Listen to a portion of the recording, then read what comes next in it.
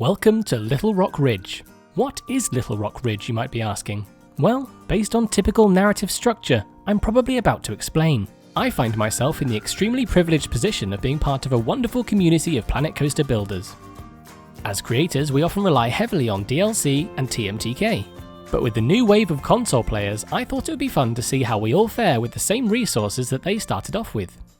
In this series, we'll be building a western mini-park featuring creations from some of the biggest names in the community. Last week, I showed you a whole heap of people and asked you what they all had in common. Well, they will all be making an appearance in this here series, and you'll get to see how they deal without their precious DLC and Theme Maker's Toolkit items. Little Rock Ridge is an old abandoned Wild West attraction that has been torn down, and now we're here, pockets full of cash, to turn it into a thriving theme park. As always, realism is key, but skills will be truly put to the test now we're without our precious dirt decals. As you can see, I've popped down some pathing to create a basic layout. You'll notice that we're not in the desert biome, and that's because this Wild West town is to be completely man-made. I have, however, brought along a few buckets of sand, so don't worry. Our first guest to take on the challenge is everyone's favourite crazy Dutchman, Jurre. Jurre is a successful YouTuber with over 3,500 subscribers, winner of the Frontier Winter Sanctuary competition, a legend builder in the Channel 5 gaming community, and won Wix's Nexus Duo contest last year with Operation Vindication. He has been given the task of creating a detailed ride skin for the iconic Frisbee, or as it's known in Planco, Sundial. Without further ado, over to Jurre to present his finished creation. Ja, hello everyone, Jurre here.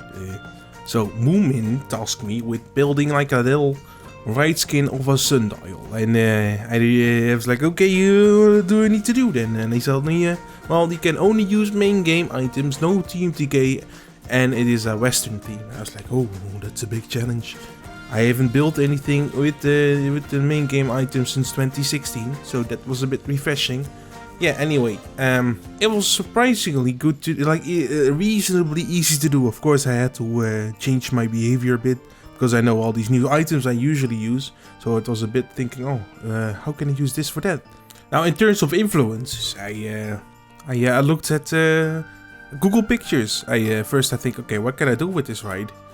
And then I was like, oh, this could be a sawmill. You have like a swinging ride that could be like X, you know. I was like, oh yeah, let's do that. And then I was like, okay, let's cover it up with wood first and make this little like waterway, a water wheel for the sawmill, and then you build it and it comes a bit together, and and then you thicken it up with an extra building or so. And I use Google for reference images, so I search for Western sawmill or stuff like that. And then you get a lot of miniatures, pictures, and old pictures, and you like copy aspects from those. There's nothing wrong with copying stuff from Google for Planet Coaster. It just makes it easier to build, and it's just mainly harder to do like the little detail stuff.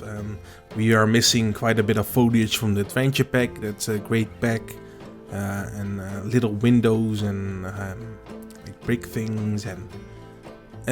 Stuff like that. I mean, the Western theme is great. Together with the pirate theme, you can do a lot of stuff. It's just small little things I use from other packs that make it easier, but it's definitely possible to make something you're happy with just the main game items. It's just a bit more challenging, I would say. But it's also, at the same time, it's easier because you have less items to choose from, so it's more easily to see all the things, because I have like 600 TMTK items, and then there's all the DLC stuff you have to scroll through, and there's so much stuff that you can hardly, if you don't know all the pieces in your head, you just skip over pieces you could easily use for this, so you lose that it's just hard to keep track of all the pieces you have to your proposal, and that's easier in the main game. Yeah. That's the build, people. Guys, I hope you guys like this little build, alright? Okay, bye! Bye, Jurre. So I think we can all agree, he smashed it out of the park. When I first saw it, I couldn't quite believe it was a completely vanilla build, but indeed it is. So I suppose it's about time I do some work myself. Today, I'm going to be placing the spawn point, building the ticket office, and adding a couple of admin buildings. I began by placing down the ground plan for all 3 buildings, incorporating some of the same materials Jurre used for the Frisbee. Because this park will be created by many different people, it's important to make sure it remains cohesive, using repeating textures and styles from the other creators' editions. I extended the pathing for the entrance so I could then link it to the spawn point. I placed the park entrance gates right in front of the spawn point to ensure guests start using the facilities the moment they enter the park. With the pathing in place, I covered it using the castle flat roof pieces.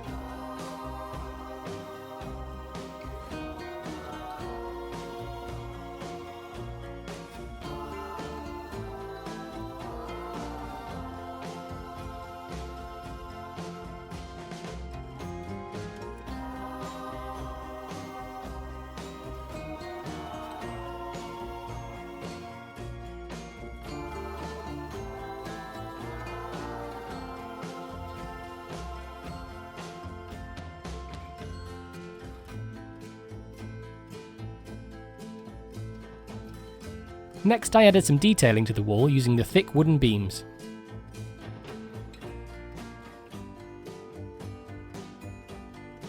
They sure do love a balcony in the Wild West. I made this using wooden decking, beams and railings.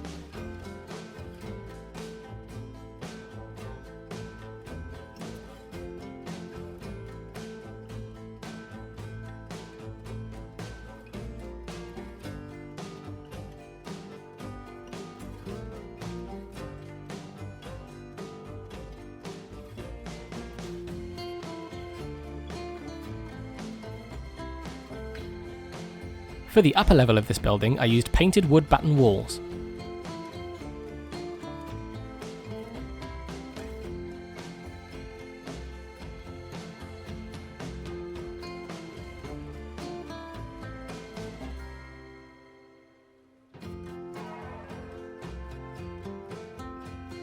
The wooden balcony base is a super handy off-the-grid piece, and ironically being used here as a balcony ceiling. For the roof, I used good old corrugated metal.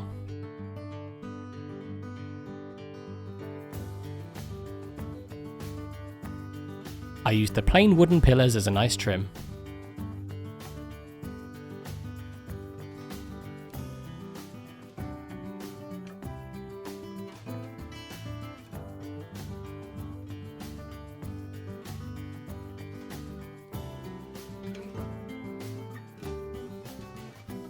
I shoved a cowboy animatronic on the balcony and then added some Western clutter downstairs.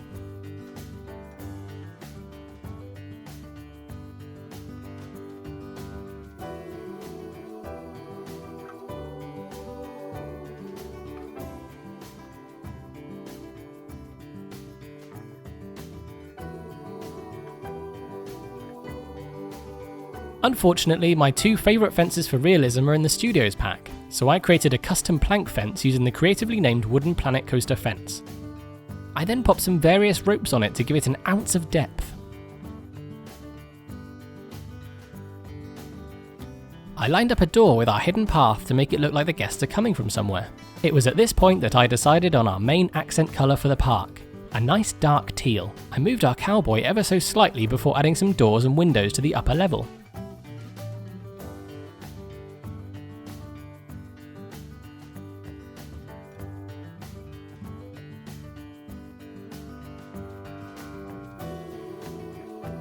I shoved some pulleys on the wall and then threw in a couple of information kiosks as our ticket booths.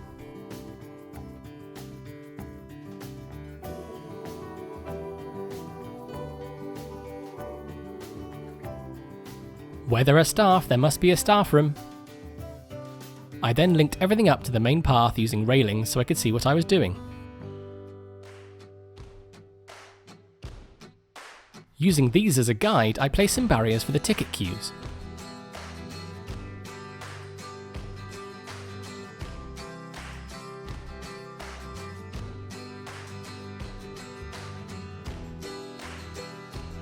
I popped a door onto the staff room before getting rid of the railings.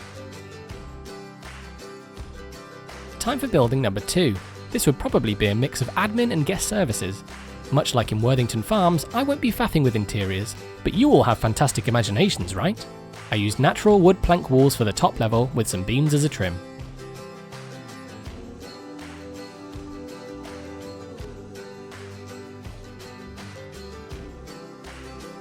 To contrast the pitch roof next door, I went with a flat roof using the tar pitch.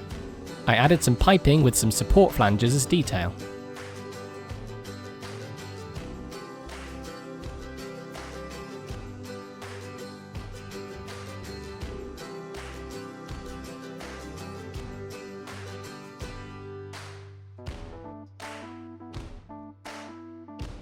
As we all know, I love some TMTK roof detail, but instead I used the vanilla AC unit, some basic shapes as an electrical unit with cables to join them. And yes, I was crying the entire time.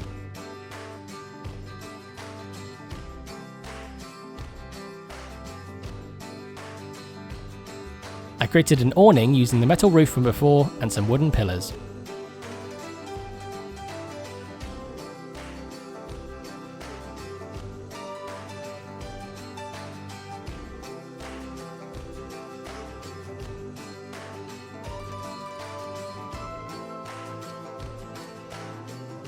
To decorate the upper floor, I used various beams, pillars and windows.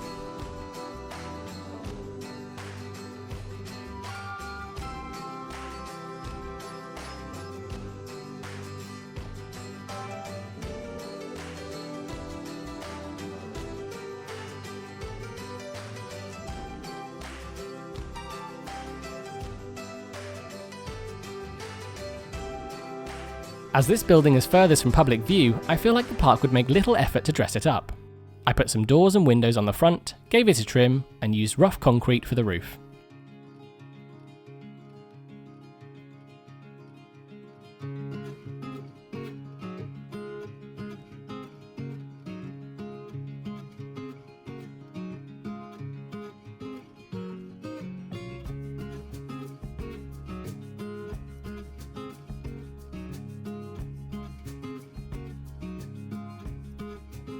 Because the other side of this building is in direct public view, I added some decorative wooden cladding using pillars and planks.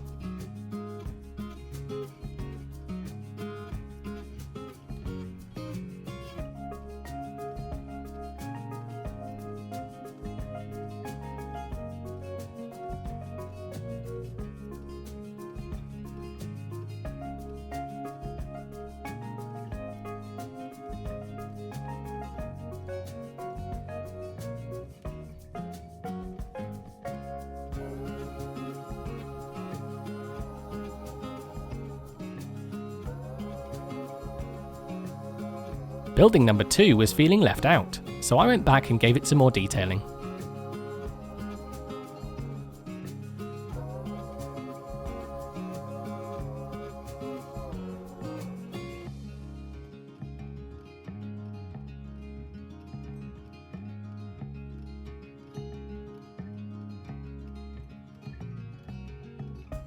To separate this walkway from the future car park, I added some wooden fencing using our new colour scheme.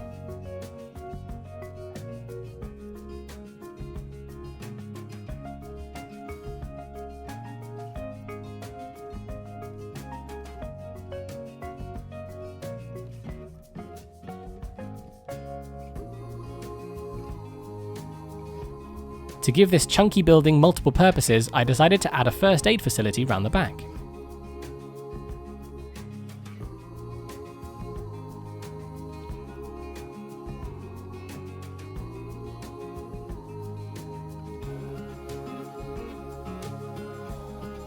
I then copied all the details from the other side.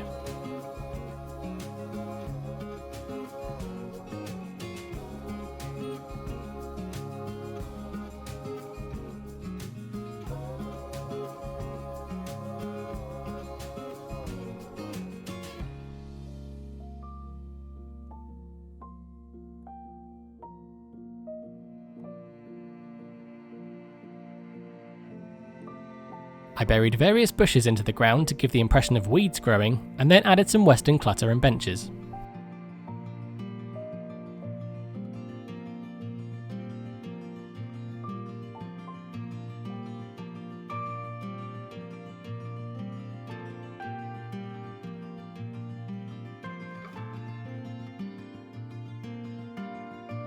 The upstairs of this building would likely be offices, so I added a whole bunch of windows to let some light in.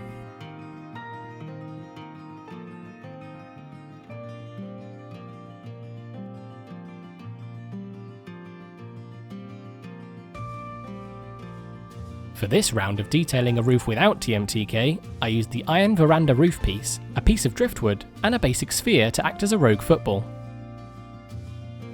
The lighting was fairly straightforward. I used iron square lamps and lampposts, an oil lamp, and then of course the usual area lights for a bit of oomph.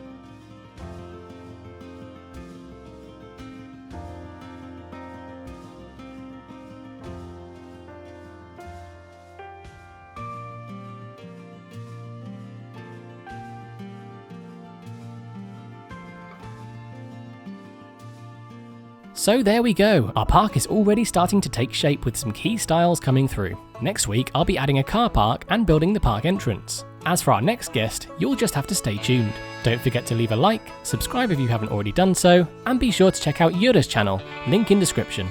See you next week. Say goodbye, Jurre. Okay, bye.